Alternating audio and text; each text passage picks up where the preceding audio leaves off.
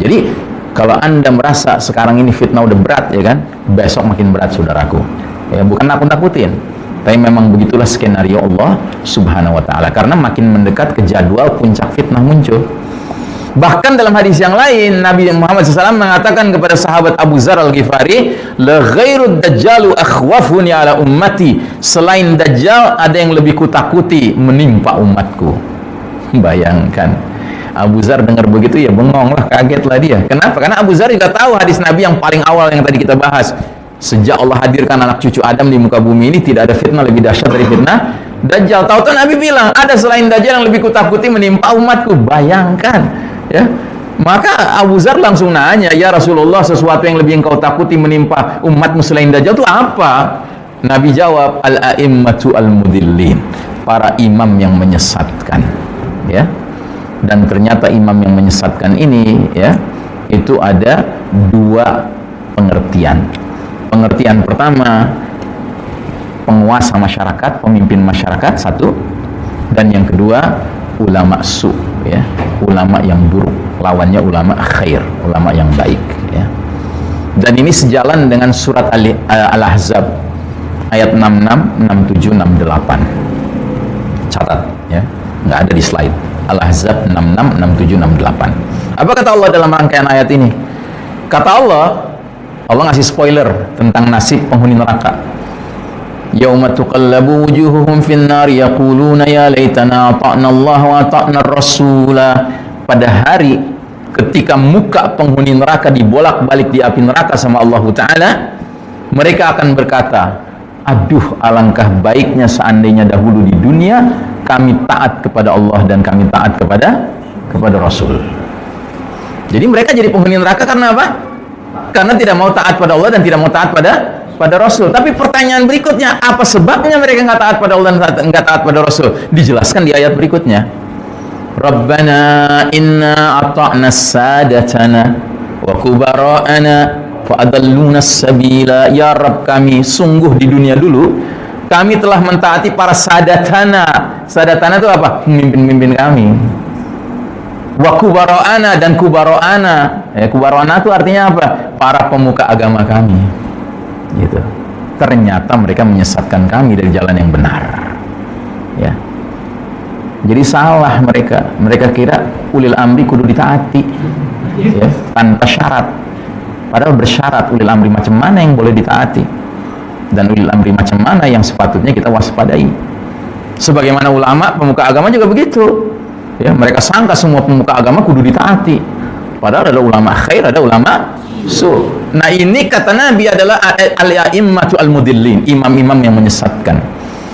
Dan hari ini mana yang ada? Pemimpin yang menyesatkan apa ulama yang menyesatkan? Kilahuma maujud, ya kan? Paket hemat. Lengkap dua-duanya ada. Gitu. Kalau nggak bisa dikatakan di semua negeri hari ini begitu. Ya kan? Kerjasama antara sang pemimpin masyarakat dengan sang pemuka agama yang menyesatkan. Ya bayangkan ulama bilang kalau mau yang bagus tuh generasi muda meneladani K-pop. Ajib. Ya kan? Tahu K-pop? K-pop tau nggak? K-pop itu penyanyi-penyanyi Korea laki-laki, tapi penampilannya susah dibedakan dengan perempuan. Karena apa? Berjenggot aja kagak. Gitu. Klimis, wis. Nah, kata ulama, ya, ulama quote-unquote, ya kan? Generasi muda Indonesia itu kalau mau maju kudu meneladani yang kayak gitu. Innalillahi na'udzubillahi min dzalik. Cijai pejijai. Gitu. Bagaimana enggak, Pak? Ya kan, laki-laki model mana yang kayak gitu yang harus diteladani, ya kan? Apanya yang mau diteladani? Gitu. Jadi saudaraku rahimakumullah, Nabi lebih khawatir dengan yang begini. Dan sekarang kita hidup di era seperti itu, era mulkan jabriyah, era para penguasa yang memaksakan kehendak mereka, berkolaborasi dengan pemuka agama yang sesat, yang su, yang buruk, ya. Nah, solusi, sekarang kita masuk bab terakhir, solusi melindungi diri dan keluarga dari fitnah al-Masihud Dajjal. Ada dua solusi, solusi fundamental mendasar dan solusi praktikal, praktis, ya. Solusi fundamental adalah memastikan kita memiliki iman tauhid yang sidq, yang benar, dan kita istiqomah di atas iman tauhid yang sidq itu. Sedangkan solusi yang praktis ada kiat-kiat dari Nabi Muhammad SAW. Nah, solusi yang pertama itu dalilnya sebagai berikut. Nabi bersabda, "Iyakhruj wa ana fikum fa ana hajijuhu dunakum." Bila mana Dajjal muncul, aku ada di tengah-tengah kalian, cukup aku yang melindungi kalian dari Dajjal. Selesai, biar Nabi yang hadapin. Tapi yakhruj walastu fikum famru'un hajiju nafsihi wallahu khalifati ala kulli muslimin.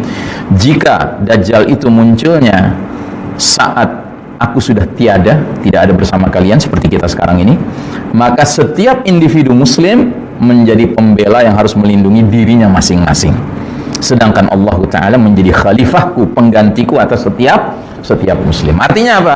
Artinya Nabi kan sekarang nggak ada. Berarti kita harus menjalin koneksi dengan Allah yang sinyalnya kuat. Jangan sinyalnya redup-redup gitu, ya kan, on and off. Itu sinyalnya harus kencang gitu, ya. 1000 Mbps gitu, kalau bisa. Gitu. Kencang banget, ya kan. Baik. Ya, solusinya itu. Al-wala wal bara harus jelas, harus clear, ya. Berlepas diri dari mana harus clear. Wala kepada mana harus clear. Gitu. Nah, jadi saudaraku rahimakumullah, ini yang sifatnya fundamental. Yang sifatnya praktikal disebutkan oleh Nabi, satu, doa saat tasyahud akhir setiap kali sholat, baik sholat wajib maupun sholat sunnah. Isi doanya apa? Isi doanya dijelaskan oleh Nabi dalam hadis berikut ini. Idza tasyahhada ahadukum falyasta'idz billahi min arba'in. Bila salah seorang di antara kalian bertasyahud, hendaklah dia minta perlindungan kepada Allah dari 4 perkara. Allahumma inni a'udzubika min adzabi jahannam wa min adzabil qabri wa min fitnatil mahya wal mamati wa min syarri fitnatil masiihid dajjal. Ya Allah, aku berlindung kepada Engkau dari azab kubur, dari azab jahannam, dari azab kubur, dari fitnah kehidupan dan kematian, dan dari jahatnya, buruknya fitnah al-masihud dajjal. Itu kiat pertama. Jadi pastikan Anda setiap sholat, sebelum salam kanan salam kiri, baca doa ini, ya. Karena nggak tahu, mana tahu kalau kita dipanjangkan umur harus berjumpa dengan Dajjal. Pingin sih kagak, tetapi kalau memang Allah takdirkan bagaimana? Maka dari sekarang sudah harus kita hidupkan doa ini. Yang kedua, bersembunyi atau menghindar berjumpa dengan Dajjal, ya. Hadisnya, man sami'a bid-dajjal falyan'a anhu. Barang siapa mendengar tentang Dajjal, mendekat ke negerinya, ke kampungnya, hendaknya dia berupaya menjauhkan diri darinya. Sebab demi Allah, sesungguhnya ada orang yang mendekati Dajjal sedangkan dia kira Dajjal itu mukmin, orang beriman. Kemudian ketika dia sudah di hadapan Dajjal, dia menjadi pengikutnya karena hebatnya syubhat, tipu daya, sihir yang ditimbulkan oleh Dajjal. Contohnya siapa ya? Orang Arab tadi yang ditantang sama Dajjal. Apa pendapatmu kalau aku bisa hadirkan ayah ibumu yang sudah mati di hadapan ini? Apakah kamu percaya aku ini Rabbmu? Iya, gitu. Benar muncul. Tapi yang muncul kan bukan ayah ibunya. Gitu, ya. Nah, jadi menjauh dari Dajjal. Jangan punya rasa penasaran pingin ketemu Dajjal, ya. Jangan, ya.